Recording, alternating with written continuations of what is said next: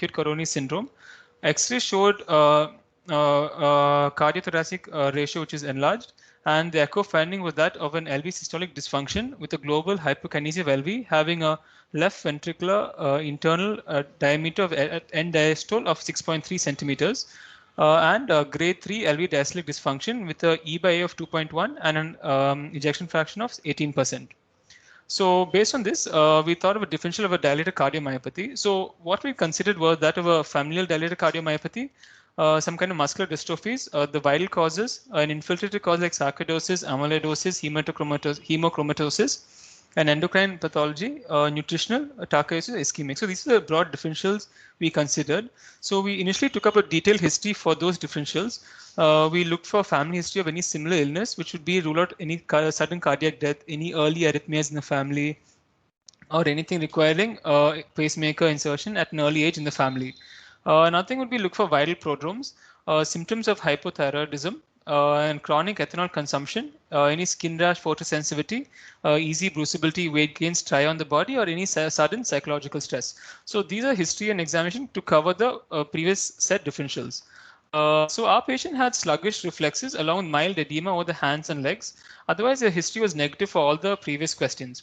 Further investigations revealed a TSH of 399, T4 of 0.4, FTC of 0.12, T3 of less than 40, all fitting in with hypothyroidism. Otherwise, cortisols were normal, calcium was normal, ACE levels were not elevated, ANA was negative, he did not have beta deficiency, and BBS is also negative. There's no history of ethanol consumption. So looked like just a hypothyroidism which he had, and no other causes could be found. So now for the hypothyroidism, we looked at the etiology. One was we did an anti-TG and anti-TPO levels. Both are normal. Family history is not suggestive of any goiter, and ultrasound thyroid also showed no significant abnormalities. Further workup for a dilated cardiomyopathy, especially as he was a diabetic, involved a cardiac MRI. So the cardiac MRI for him showed a mild dilated left ventricle with global hypokinesia. There was no late gadolinium enhancement seen, so no features suggestive of any ischemic changes. So it was a non-ischemic dilated cardiomyopathy. Was his cardiac MRI. So going on to the diagnosis was that of a hypothyroidism-induced dilated cardiomyopathy. So looking at this, first, as he presents heart failure, we looked at the prevalence of this kind of this condition. So there's a study by Kevin John et al. Looking at predictors of mortality, strategies to reduce readmission, and economic impacts of acute decompensated heart failure. And he looked at the Vela Heart Failure Registry. So looking at this, the prevalence of hypothyroidism in heart failure was 7.1%. So now going more specific into a dilated cardiomyopathy, Edward Casper et al. In his cohort study from Johns Hopkins Institute of Maryland had a 1.5% of hypothyroidism in a dilated cardiomyopathy. Further looking at other studies looking at dilated cardiomyopathy and the incidence. So Venya Wang et al. In his poster presentation documented a hypothyroidism rate of 2% in idiopathic dilated cardiomyopathies. Xiaoping Li looked at again subclinical thyroid dysfunctions in dilated cardiomyopathies where the percentage was 8.2%.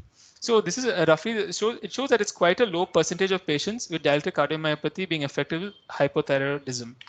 So what's the pathogenesis of this? Mainly it's because of diastolic filling and the compliance are both impaired, leading to a dilated cardiomyopathy. Xiu Liu et al. Early on in the 1990s did an animal experiment where he induced hypothyroidism and looked to see the effects and found that it caused dilated cardiomyopathy. And as soon as it was stopped and the thyroid levels normalized, the heart functions actually improved. So the proposed mechanism was there was a reduced expression of the sarcoplasmic reticulum, calcium, ATPase, and the myosin heavy chain, whereas there was an increased expression of phospholamban. So what next to do for our patient? So the main question was cardiomyopathies have prognosis isn't very great. So is this reversible or should we look into further aspects of care and consider maybe a cardiac transplantation? So we looked at 3 case reports. One was R. Bhardwaj in the Medical Journal Armed Forces of India, where he saw a 34-year-old woman with a dyspnea presentation, found to have heart failure, found to have a cardiomyopathy with a TSH of 60. So they supplemented with anti-failure medications and L-Troxin, and it showed a significant reversal in the next 1 year. And currently the patient is only on L-Troxin. The next case report was by Nidhi Madan et al. in the BMG case reports in 2015. Again, a 49-year-old lady with a TSH of 53 presented with heart failure, diagnosed to have hypothyroidism-induced dilated cardiomyopathy. Was given low-dose anti-failure medications and Eltroxin, and after 7 months, there's a significant improvement of EF from 15% to 56%. And finally, P. Rastogi in the JPGM journal looked at a similar patient profile, which was again a 45-year-old lady, and the TSH was 313. And post 15 months of 100 micrograms of Eltroxin, the EF improved from 15 to 45%. So all these three case reports show that a dilated cardiomyopathy due to hypothyroidism was reversible. So in view of these findings, we start treatment of a patient with TAB Eltroxin 100 micrograms AMOD, which was 1.6 into his body weight, and which we increased to 200 micrograms after a few days.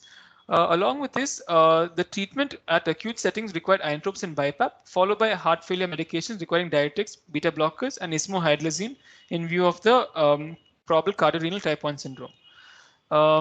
So the learning points in this was, and also we actually consulted with cardiology whether this patient would require cardiac transplant. So we opined that after a month, we would do a repeat echo. If there wasn't significant improvement, we'd plan for an angio and look for definite evidence of ischemia, look at the pulmonary pressures, and if all was fitting for a cardiac transplantation and this patient's etiology appeared irreversible, then we could go ahead with the cardiac transplant. But as of now, the plan would be to follow this patient up in view of the good prognosis based on these case reports. So the learning points from this is heart failure is a common symptom complex. We require adequate workup for the etiology of heart failure. And if you find a dilated cardiomyopathy, even though it's a rare presentation of a dilated cardiomyopathy, it is a reversible entity with a good prognosis. Thank you.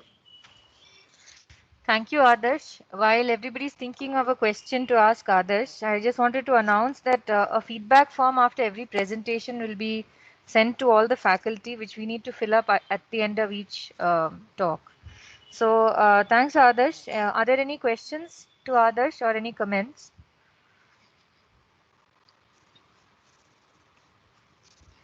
Thank you for sticking to time, Adarsh. Can you explain the title of your presentation? The title is mainly because in hypothyroidism, it's generally all metabolic functions are lowered down. The diastolic filling is low, so the heart isn't pumping, and that is causing the balloon filling. So that's why it's a leisured heart beating, causing this ballooning as a dilated cardiomyopathy.